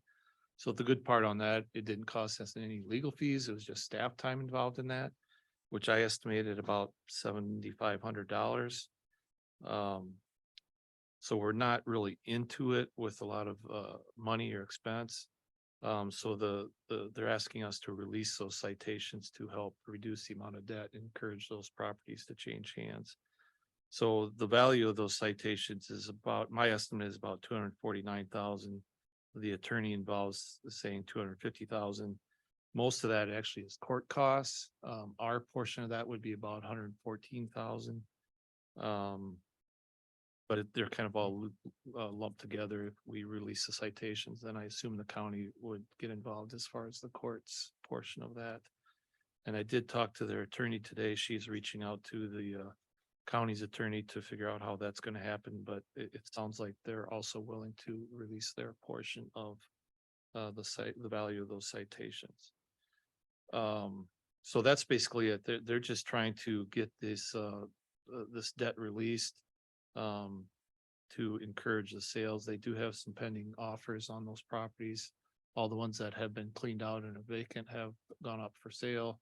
There's still a couple that are being occupied that have not been listed yet, but that should be happening in the near future. Even with, if the city does agree to reduce that, it appears that that still is not going to be enough value there to pay off all the debtors. So the prime lenders even will probably get shorted on this, but that's just the nature of it. We can't really do anything about that. So that's the request this evening, is to approve the release of these citations.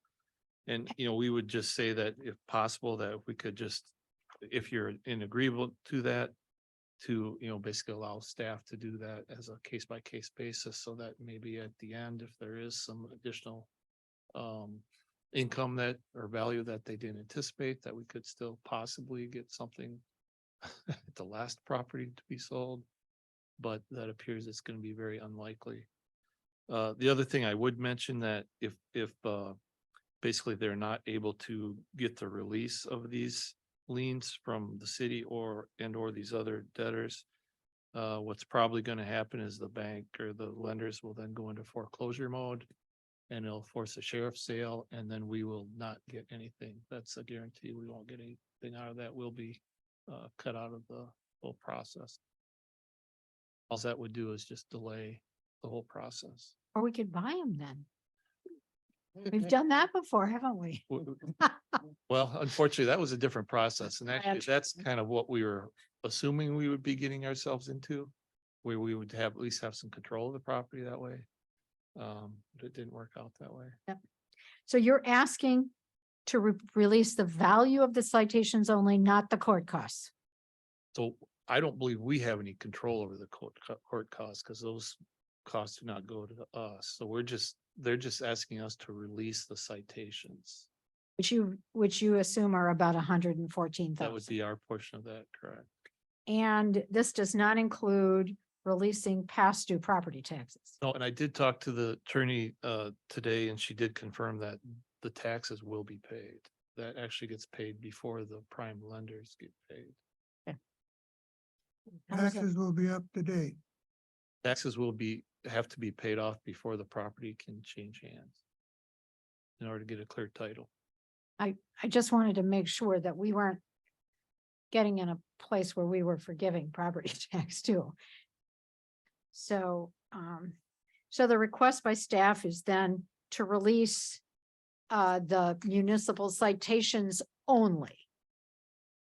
I mean, I Right. would say only municipal citations, not any other charges against the property. And Okay. to do this on a case by case basis and allow the staff to work through that. I just have a question. How did we get here? How did we get I so mean, many how- citations?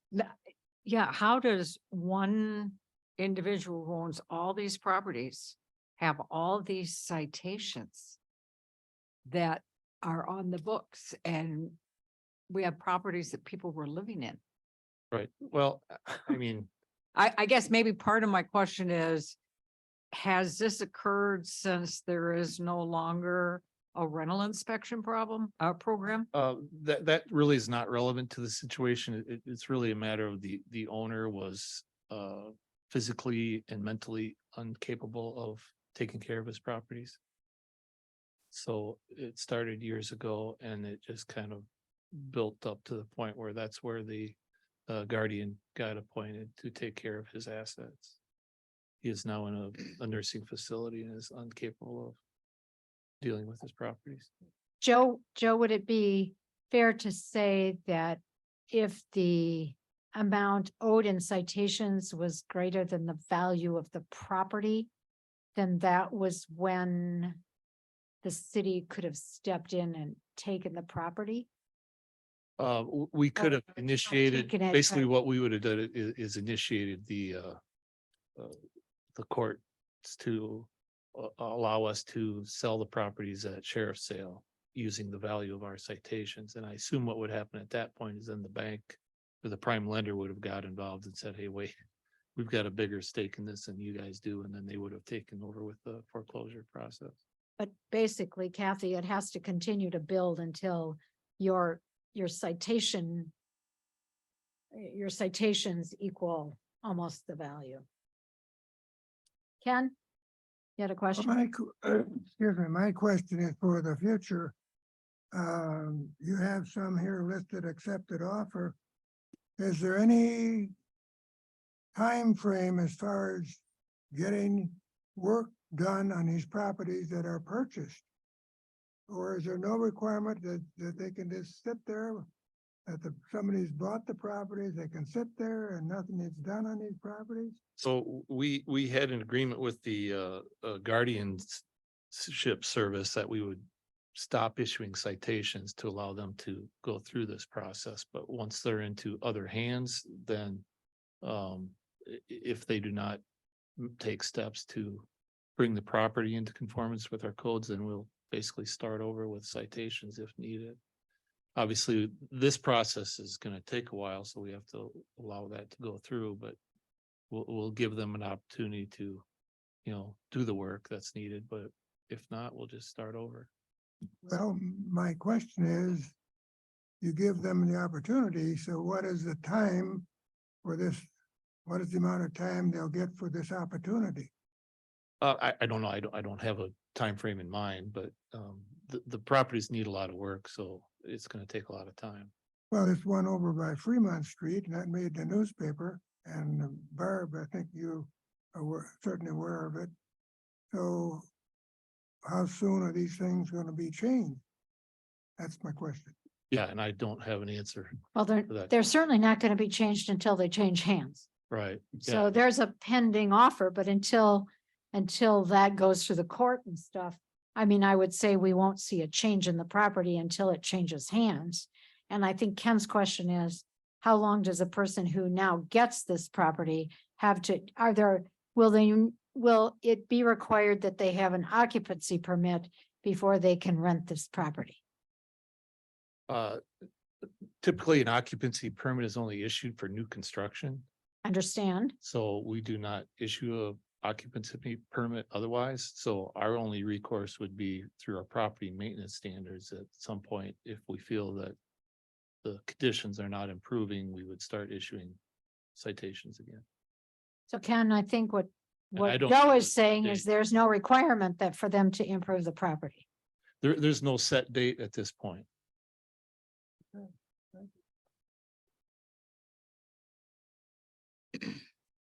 Okay, so Joe has asked for a release of the municipal citations only, nothing else, just the citations that have been issued against the properties owned by Dave Denisi.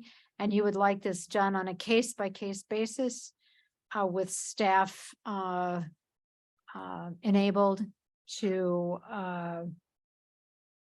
negotiate that? Essentially, yes. And I have a motion if we're ready. A motion to release the municipal citations that have been issued against properties owned by Dave Denisi as determined by staff to be necessary for the sale of properties up and to including all citations. Joe, does that fit what you need? I can work with that. Okay. Do I hear a second? Second to the motion. Okay, we have a motion by Todd and a second by Ken to release the citations on these properties owned by Dave Denisi, citations only, and for that to fall to our staff to complete. Question. Now, in my recollection, there's one property that's been sold already. Am I correct? There's one over there close to fire station, about a block away. So that was sold to somebody from out of town and it's been worked on. And I So thought there- that there was a- Denisi property. There was a property on Ellen Street, Yeah. 150 Ellen, I believe, that went through a foreclosure process about a year ago. So Yeah. that was not involved in this particular process. But it was one of his properties. Correct. Yeah, Right, and that has okay, been sold so and Is that the renovated. only property that you're aware of that has been sold before this took place, what we're doing now? That's the only one recently that I'm aware of. Because I was called to that property by a neighbor, and a neighbor's sister was living there. And she told me what was going on as far as the things that were wrong with the property. Yeah, we had issued citations against that property previously as well, but luckily the bank stepped in and foreclosed before it got too far. It has a new roof and new inside, and it That's great. looks It was much. improved. Thank you. Okay, Colette, we'll vote. Casper, Yes. Killian, Yes. Doss, Yes. Parrot, Yes. Cop, Yes. Arts. Yes. Motion carries. Okay, that's the end of our action items for tonight. We'll now move on to information and discussion. And this is DNR resolution for DNR trail grants. We have 3 or 4 of those. Okay, well, maybe we want to take a break for a minute. Yeah, let's have a break for everyone for a minute. Yes. All right, let's get on with DNR resolutions for DNR trail grants. Howard, we have several different options or requests or whatever here, so help us work through these. Okay, thank you. Last year when we've done these, there's a format that we could use. DNR changed it and now there's a actual form that they require us to use and those are attached. The grant cycle is due May 1st. We are allowed until next time to actually submit the resolutions as a follow-up. We submitted grants for DOT and DNR last year. We had failed to receive DOT grants last year. We got DNR grants and then we ended up declining those because we could not afford the 50-50 split. We checked with DOT and we got some lessons learned. We've used those lessons to split our Mountain View Park Trail Connector project into 4 phases. The first 3 phases that were submitted to DOT have design phase in 2024, construction in 2025. And that lines up with the current DNR grant cycle.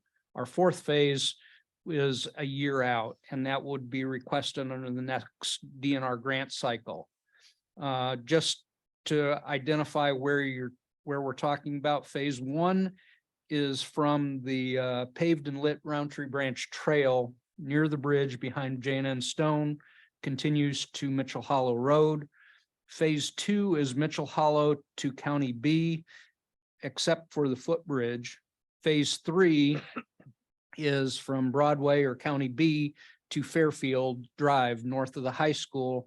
Phase four, which would be next year, is the footbridge. So each of these phases would convert the existing gravel trail to a paved and lit trail like Roundtree Branch. Based on different sources of funding, snowmobiles can use the trail as long as we have enough snow to minimize damage. Since we're making 3 requests, we need the 3 resolutions under using these forms. And these requests say that the city will pledge the local match. Now, if we do this right and we get both DOT and DNR grants, the shares would be a little under 407,000 by the DOT, a little under 132,000 by the DNR, and 30,000 by the city. If we're not awarded one or the other grants, we would be having to increase our share. And phase two, it's a similar situation. DOT just under 380,000, DNR just under 125, city 30,000. Phase three, if we were awarded both, would be just under 580,000 by the DOT, just under 175,000 by the DNR, and 30,000 by the city. The issue with the DNR was not necessarily declining the grant, but it was the delays that we took. They want us, when they tell us that you're being awarded the grant, they would prefer that we tell them as soon as possible whether or not we're accepting or declining. They were a little bit upset with us that we strung them along a little bit in their mind while we were trying to decide if we could do this. So I'm recommending that we pass a motion to approve the 3 separate trail grants that are in there. You know, it really, the resolutions themselves, the only difference is whether it says phase 1, phase 2, or phase 3. There's no other numbers or anything else about it. It talks about who is going to be the authorized representatives for the different portions of the grant, and those are all the same. Okay, questions of Howard, and I did make the trip to Madison to meet with the DOT and DNR people. And you might recall last year we asked for about a month to allow PCA to decide if they could fundraise for the remainder. Frankly, I didn't think they were that upset at DNR. And the reason there are 3 grants this time is because they told us your grant was so big. It was like $1.5 million. It would have been better if the grants were like each if they were $500,000.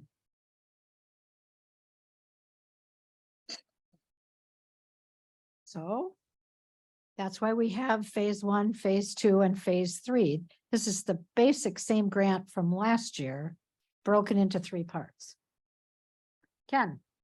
Okay, my question is, when we look at the budget for next year, whenever these things have to be shared, what's going to be left out as far as budget to provide the share money for these grants? What are we cutting off? What are all the things being cut off by the city? That's Well, still don't to be chuckle at it. I'm determined. just saying, that's the question. Yeah, I think it's a valid question. The difficulty with these grants when they come before the city council is that We are not considering them during our normal budgetary cycle. So we're not considering them in conjunction with all of the other needs of the city and the other CIP projects and so forth. So I think it's a valid question. The problem is if we don't apply for them, you know, we're potentially losing out on a tremendous amount of contribution from the state, from the DOT and DNR to expand our network of paved trails. But that is the difficult question. Yes, yeah. How are you gonna pay for the share? Because we're not getting enough to pay for the other things we have to do in the city. Well, that's the challenge of the grant timing, I guess, Ken, because as we've learned, if you don't apply, there's one thing you know for sure. You're not going to get anything. That's a for sure. And but- yeah, this doesn't line up. The other thing right now is we're just, I mean, we're at a loss as to next year's budget anyway.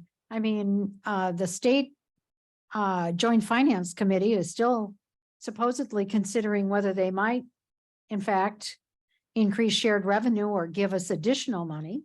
We know, Ken, that there will be, if they don't, we know that the situation is bleak, especially if we have an increase in health insurance at the rate we had this year. And if other items that we saw inflation on, for instance, this year we had to budget additional money for a truck replacement in addition to what we had already budgeted, which was the first quote, but really wasn't the quote anymore. I mean, you know, things are going up and we don't know what our revenue is going to be because of joint finance and those negotiations. I mean, Yes. If we have to turn it down, we have to turn it down. If we don't apply for it, we know we aren't going to get it. That's How much time do we have before we turn it down? well, this is just I mean, they won't even decide these until Summer, late summer. late early summer, fall. early fall. So The- by that time, we should at least know if joint finance has done anything for us. The hope for the timeline is that we should know whether or not we'll get the DOT grants by early summer. And then hopefully then by late summer, early fall, we would find out whether or not we receive, whether or not we're granted the DNR grants. So we hope and think that the timing is there so that as we approach our budget cycle, we can look at it and say, either we did or we didn't get the grants, and then we can make a decision. But we have to know what we're gonna get in the way of shared revenue, for example. We have, you know, it's a guessing game, so maybe we're gonna be working with a situation that one side says that let's have a general tax for the people, and so that's gonna cut down what we get in the cities, as far as I can see. And so we're that side is fighting against the other side, and so we're here sitting and wondering. I think you've described the situation adequately. This side and this side aren't getting along and we're sitting in the middle. Yeah. Todd, I have a question about what we're asking for. A paved and lighted trail. You know, the one we have right now is very nice. However, it's really environmentally intrusive. Especially at night, it cuts a path through an area that is more wild than the rest of the city. A soft trail is nice to walk on. A soft trail is nice to run on. I just wonder why our goal is to pave this area. We sat in one planning commission and arguing with a person who wanted to build a car wash, worried about how much pavement they had in the parking lot and the runoff. And then I see we're, you know, paving God knows how many miles of trail out in the middle of nowhere. Prior to all this improvement of this trail, if you were to go back there and walk or run behind Walmart and Menards, you had a dirt trail that had some gravel in places. Once in a while, a tree would fall down, you would have to go around or go over it. It was more nature than what I guess we have when we start paving things, lighting them up in an unbelievable way. And then manicuring the vegetation around it to where it's, I think, better taken care of than my yard. I'll work on my yard, of course, but I'm just saying, what's our ultimate goal with some of these trails? It just seems like we're spending a lot for what isn't always, I don't know. I just, I guess one reason for paving trails deals with accessibility. So as some of us have grown older, we're perhaps a bit less stable when we walk. And so I agree, we don't need all trails in every place paved, and I would agree, we don't need everything lit. But it is good to have some trail accessibility for people who have those types of challenges. I do see, Yeah. you know, that trail around the park being used. I see. Oh, yeah. I see some over in, over by the, high school being used by older people. Oh, by But Mount once you View. get out past the trailer court going to Belmont, you see some bike riders. You on occasion may see some walkers, but they're, you know, that's not a heavily used area. Yeah. I just thought, why are we bothering Yep. out into nowhere? Just because I prefer a more nature-based trail, I'm not saying it's probably not enjoyable to ride a bike on pavement. However, I find the city streets to be adequate if I want to do that. So just something to take a look at, I guess. One of the things that we've been talking about in safe routes, is just, again, the accessibility. And then, you know, in terms of that, having a system at least that allows people to access kind of the main amenities, main things in terms of like in the city. So that's kind of how we've been going about it too, in terms of making sure that there's sidewalks that lead to the downtown area and other places that people need to get. So that's kind of how we're looking at it. Okay, any other comments? Basically, it's what we did a year ago. And by applying for the DOT and the DNR, DOT, we hear back from first. Now, is that the same requirement that we need to get back to them ASAP before we hear about DNR? They Or are would they a- also give us a chance to accept or decline it as well. But I think the timing would be allowed so that we could identify for both.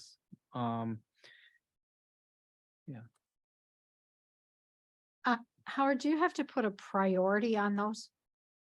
So, I mean, you have them listed as phase 1, phase 2, phase 3, or whatever. When you submit them, is there, I mean, since they told us last year, $1.5 million was too much, we should submit smaller. So these are all smaller. So do we prioritize them then to say, this is, if you do the I mean, do we say to them, you can pick 1, 2, or 3, or 1 and 2, or 2 and 3, or 1 and 3, or all 3? Or do we say our preference is these are presented in priority order? I presented them in priority order by phase, with discussion with safe routes. Oh, okay. All right. Okay, that's fine. Yeah, I just didn't know. I don't think it said that, and so I just wanted, okay. Sorry. No. Yeah, because that's the other thing. I would hope that what we don't see is DOT funding phase 2 and DNR funding phase 1. I mean, this is, Yeah. I mean, you know, I hope they, you know, they pick the same, if they're gonna both fund, I hope they pick the same one. Okay. I guess, the next, are we good? We're good with that? Next item on our agenda then is fire station discussion. And I had Nicola and Ryan put this on, because of the meeting we had last Thursday night.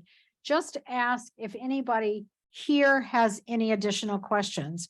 Ryan, we're kind of at the point where Ryan and Casey, the fire inspector assistant chief, and Shannon, our municipal facilities person, will be working with Kyle and with Laura, Five Bugles, and Kramer to now they're in schematic design, and you're going to kind of refine that into, so do you want to talk about that a little?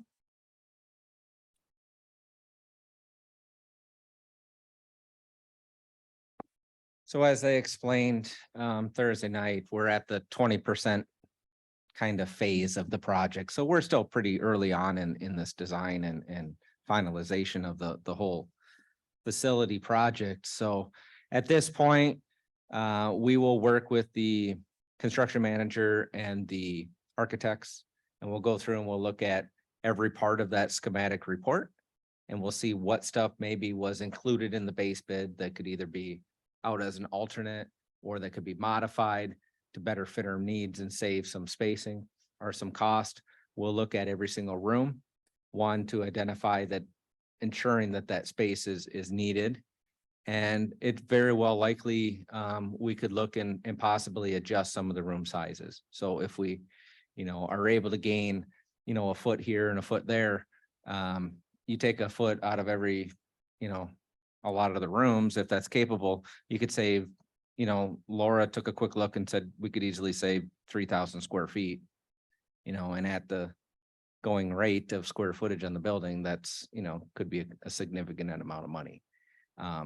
So our goal is to meet, like say Thursday, we'll be meeting with Laura and Kyle. They'll give us some guidance and some points forward on what we need to do and what to go for and look at. This is every project that they do. This is part of that process. So we're confident that we'll be able to work through everything and end up with a final project that we're all going to be proud of, and we'll meet all the needs, for the fire department for today and, the future, so. So there were some suggestions made. So I would say that if you have looked now through your material and you have suggestions that you want to offer, or if you have questions about what is this or what is that, because there's stuff that's named on there and, who knows, why is this here and that kind of thing. Certainly forward those, I think, to Ryan. Yes. And Clint will be coming on soon. And then I assume that Clint and Ryan and I will be making the township round again. The townships there was a representative from every township here, which was good. They have the same report now to take back and share among themselves. Their other board members, their clerk, their treasurer. So they'll start looking, and we've also asked them to forward any questions or suggestions or similar to Ryan. And that's kind of where we are for the next, I would say, month or so as we work through that. The fundraising committee continues to meet. And so if anybody has any ideas relative to where we might seek additional funding, please let me know. We have several people who will work through that, but we also have a way to make special requests. And I was talking to Ryan about it, one that we will be making in the next week or so of a company. So anybody with questions or comments? Ken? Well, I believe in building a structure which is strong enough, etc. And so I asked questions about straight line winds. I asked questions about what's going to be done as far as how strong you're going to build it against tornadoes. EF5, I believe, is the worst one. And EF5 is the worst tornado. And it's greater than 200 miles per hour. So, and the cost goes up.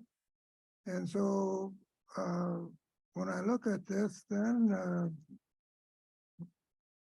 a comment was made, well, have to keep the cost down. I believe that was the intent of the discussion there. So what are you gonna do? How strong are you gonna make this building? Well, the building by code has to basically withstand an EF2 tornado.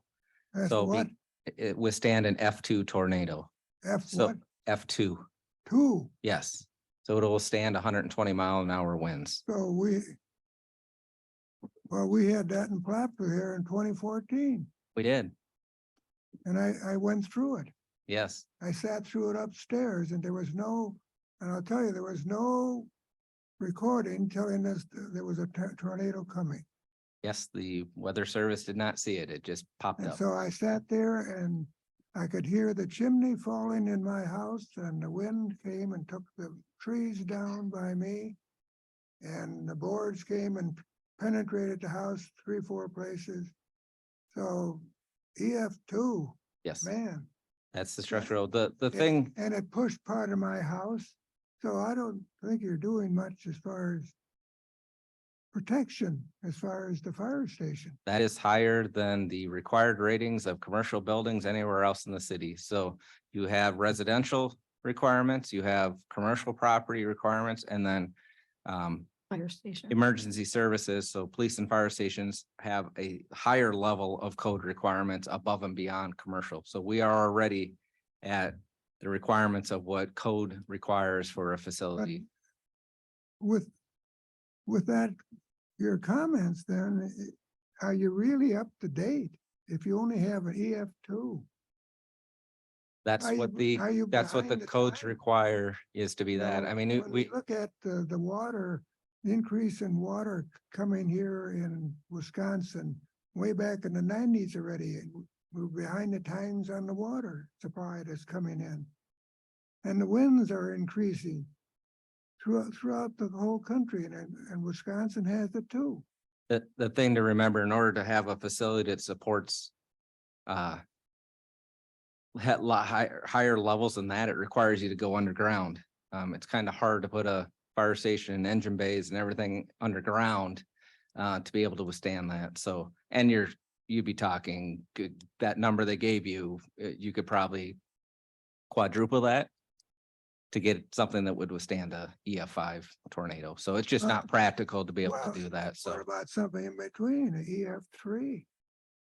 that all comes with a cost, unfortunately. And Well, and I think it's important to, Kyle and Laura made clear that this building is a structurally made of concrete, or I'm block. never sure if it's concrete or cement. I get corrected by my husband every time I use those words because I always pick the wrong one. Let's just say it's that stuff.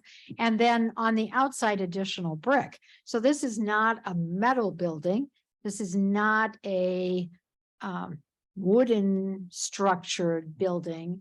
So in and of itself, it has additional support. The other thing I would say is this particular design, our west exposure has no windows, Yeah, or limited, so. or it- very on the- limited windows. Right, which is- the training EOC room, you'll notice has some smaller high windows rather than full length floor level like traditional window heights to eliminate. So if there were debris, as you had talked about, that there is some protection against that in the event of a storm. Well, I'll give you an example of my house. I had debris all around Oh, me. sure. I had a building that had a round roof, and that made a big loop around all our property there and dropped it down behind us, and that was made of steel, etc. And so that was brought way up in the air, so Yeah, if we could And it's understand the gonna wonders bring of it- tornadoes, we'd be it's very gonna be successful bringing it because all over. you just never know. Two circumstances there. I believe that the one we had previously, no one had any idea. I was up during the night when that came through. Didn't have an Oh. idea for ours. Correct. So all the firemen were at home. Other circumstances where they're going out as spotters. They're gonna be outside of the fire department with their equipment, hopefully spread across the area. A direct hit through the city on your fire department takes you out of the game anyway, unless you're lucky enough to have people outside the city that can cut their way back in. And we're gonna be relying off of other communities as we would have to if we took a direct hit anyway. So its relevance, I would think, would be to have a great insurance policy on our fire department. That's And, my hope next that- question. Yeah, and hope that we, How have much our. money do we pay for insurance to insure a building that if it gets struck, we have to repair a lot of it? What did Bonneville do? Do you know what Bonneville did? They From what I rebuilt, heard, they had to rebuild the whole thing. Is that correct? yeah, most of Barneville, a lot of it. And they was had that, a so they church rebuilt. there. That church was Mhm. completely lost because I used to go by that church a lot. Yep. So that city was wiped out and I drove by it on 1984 with my oldest son. It was this big disaster. So insurance, so how much do we spend for insurance? How much we'll spend for insurance to insure this building that's needs to be replaced because of damage? At this time, I don't think we could give you that number because we don't know the value of the building. So that's something that we'll work through. And in fact, some of our townships, that's an expense that's shared across the fire district. And so we'll be working through, I mean, one of the questions the townships have asked is about the increase in operating costs. I mean, That's we have to budget for construction, but we also need to know what we need to budget for operations. And will that be, will there be a significant increase or maybe a decrease if it's more energy efficient? Yeah, I think those are things that we'll be working through. Like Ryan said, we're at about the 20%. We got a long way to get to the finish line here. So questions, suggestions, send to Ryan if you look at the plans, if you look at your books and you say, what does this mean? What does that mean? Send that along to Ryan and I'm sure we'll get updates regularly now from you. Yes, absolutely. Excellent. Okay, then let's move on to the added and last agenda item. Howard, this is the clean water fund loan 4419-11, upgrade the emergency generator. Correct. Thank you. DNR has approved a clean water fund loan with principal forgiveness for our emergency upgrade. Just some background, it will replace the generator that's over 40 years old. The current generator is incapable of powering the entire plant. It just powers the critical pumps and minimum processes to meet code. A new generator would be able to run the entire plant. Project total includes construction, design, loan administration costs. And the DNR uses this clean water fund to provide low interest loans to communities to support wastewater system construction and major maintenance. And in certain cases, they provide principal forgiveness, which in layman terms is a grant. The city will be required to adopt a municipal obligation resolution and a financial assistance agreement that will be here at the next meeting. The actual documents will not be available until next week. So that's why I don't have all of those documents. Our financial advisor recommends clean water fund loans. I didn't know if Nicola had anything to add to that part. Why don't you finish and then if there Okay. are questions? As far as the project cost and fiscal impact, the total project amount is $1.95 million. We have the utility must fund 54,000 roughly in ineligible costs. The remaining 1.9 million is eligible for the loans. Of that, 1.33 million will be a loan, a 20-year loan at a rate of 2.145, and then a principal forgiveness or the grant amount of $570,000. We do have an outstanding invoice of over 170,000 that could be reimbursed as early as May 24th if we if we pass the resolutions and the approve the agreements at our next meeting. Questions on this Clean Water Fund loan and principal forgiveness grant? I would just make the comment that the alternative financing that we had planned for this project was to issue bonds. So this would replace the bond Bond issue issue. amount that we would have had to finance if we had not been approved and been awarded this Clean Water Fund loan. So we are expecting to pay less because we're getting a $570,000 grant.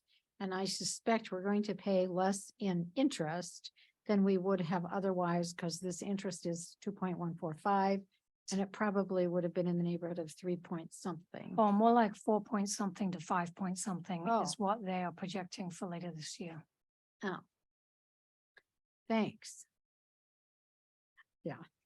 Ken, I have a question. How much methane are you flaring off from the plant? I don't have a quantity. We use as much as we need to reheat the sludge in our anaerobic digester, and what is not being used to heat the anaerobic digester sludge is flared off. We looked at reusing that methane a number of years ago, and it was found to be uneconomical to process at that time. You know, they basically said that the lifespan of the equipment was shorter than the payback period.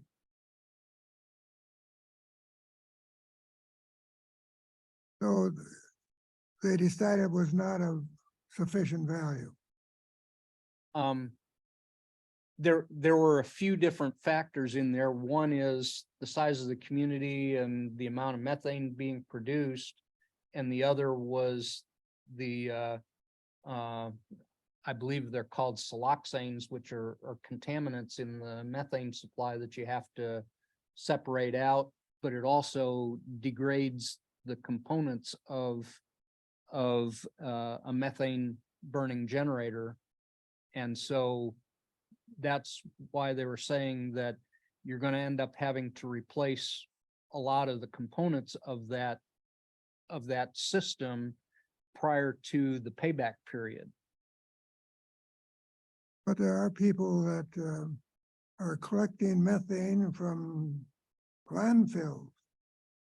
And that's a typical thing that they're doing. So what are they doing? They must be storing the methane so they can later use it. Yes, there are many places that do collect and use the methane and generate electricity and do all those sorts of things. And many of those places generate a lot more methane than we do. And many of them do not have an alternate use like we do to heat up our sludge, our sludge in the digester. so we are using it. Yes, we use a portion of it. We use a portion of it. And so the return on, The return what I on hear you investment. telling me is the return on investment, if we had to invest the other, we couldn't pay back. It wouldn't pay for itself. That's what we learned. Like I say, it was a number of years ago now. But yeah. So But is there anything new? What are we learning now as far as using the methane? I don't have a recent study on that at this point. I think we need to be looking at things up to date. We do as much as we can with what we have. Yes. Well, Thank you. technology changes. Okay, and that resolution will be on our agenda for action at the next meeting. I do need one more action. There is one more action item. Second. We have a motion by Kathy and a second by Todd to adjourn. Colette will vote. Casper, Yes. Killian, Yes. Doss, Yes.